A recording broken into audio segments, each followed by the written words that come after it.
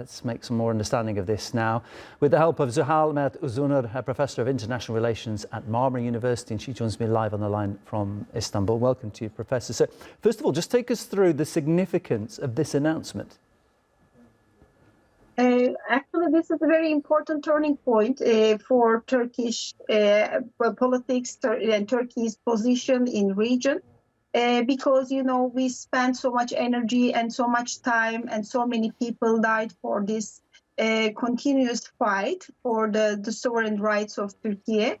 But today we have a very important turning point to decide the solution on the base of political argumentations instead of using guns. And this was a very important barrier for resolution of the problems, because when you increase the securitization of any problem, then you don't have any chance, any opportunity to progress in politics to solve the problems, I mean, in real terms. Usually, negotiating with terrorist groups is a very difficult thing. They tend to rely upon violence first. How has the Turkish government managed to make diplomatic progress?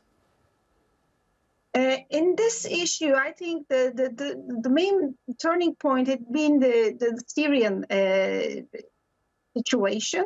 Because when we look at the transformation in Syria, and before this transformation, a continuous fight of Turkish army against these terrorist attacks and organizations, we can see that, first of all, weakening in in military aspect of this, let's say the organization PKK.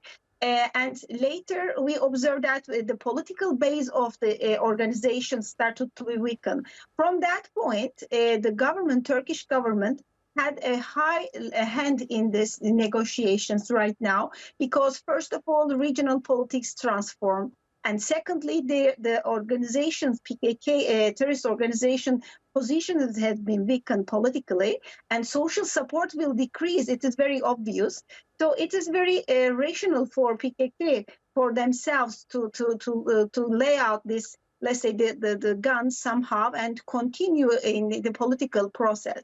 So I think there is an opportunity in front of the people of the region, and it must be used very responsibly instead of spending this chance for very pragmatic and unnecessary adventures. Do you think that this, I mean, people will understand the phrase call to arms. This is a call to lay down arms. Do you think that the members of the terrorist group are going to listen to this call? It is expected to be listened. This letter is very critical, because we know that especially the PKK is a very hierarchical organization. That's why it is expected to be listened. But from another aspect, we observed some other initiatives, especially more than 10 years ago in this peace process. Especially Kandil group were not so happy because they have somehow authority, a political power right now in their own, let's say, territorial limits. So in the first attempt, that was not so easy. But now, as I mentioned before, this changing regional atmosphere, international atmosphere, may be a kind of supporting factor for realization of this invitation, this appeal coming from Öcalan. But I hope that there won't be any impediment in front of this process, because there will be always some hardliners in this kind of processes. When we look at other examples of this laying out of this, let's say, the arms in other cases, as in case of the ETA and others in Spain and in European countries, there were some groups who were not happy actually from these happenings. So the management of this process is very sensitive, and all the actors in this process must be very responsible. That's why I wanted to underline the importance of being so sensitive, and very responsible is critical. Professor, if you could just stay on the line with us, please. Just going to take a moment now just to take a closer look and show our audience what is the PKK terrorist group. Well, the PKK is recognised as a terrorist group by not only Turkiye, but also the European Union and the United States. It's been carrying out attacks against Turkey since 1984. And according to the government, it has killed more than 40,000 people. The PKK terror organization has its headquarters and main facilities in northern Iraq. That's since the early 1980s. Ankara says that the PKK terrorists receive their training at those bases and they plot attacks there against Turkey.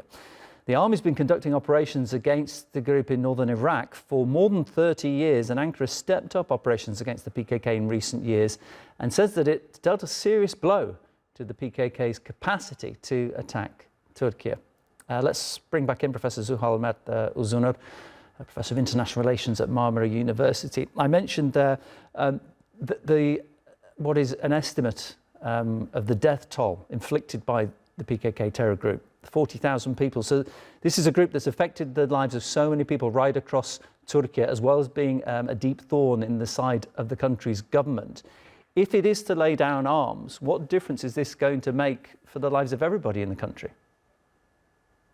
We observed partially what can happen if there is no the armed clash in the region, especially with the efforts of Turkish armed forces. Elimination of these fights inside Turkish border provided an opportunity for the regional initiatives to develop economically, and especially tourism started to be much more bolstered as a result of these initiatives. First of all, the changing atmosphere and rising security in the region can bring additional benefits for ordinary people. It's not only about tourism and, let's say, making investment much secure in the region. In addition to that, we know that there are some attempts to create new trade routes, new maybe energy routes, transportation routes. So from this perspective, we know that these initiatives will increase much benefit for the region. And first of all, this is the economic and political benefit. And also it will increase the regional peace and prosperity. We know that in Iraq, in Syria, there are some initiatives to create much stable atmosphere, political atmosphere, and it must be followed by economic developments. So from these aspects, I think this initiative will be very much appreciated in the region, especially by ordinary people, because people are really fed up from this mess in the region, because their lives are changing, their lives were always in danger, their properties were in danger. So now this opportunity is a chance. But as I mentioned, a small group of people can be ready to somehow damage this process. So that's why every aspect of the, let's say, this initiative shall be supported and controlled very carefully.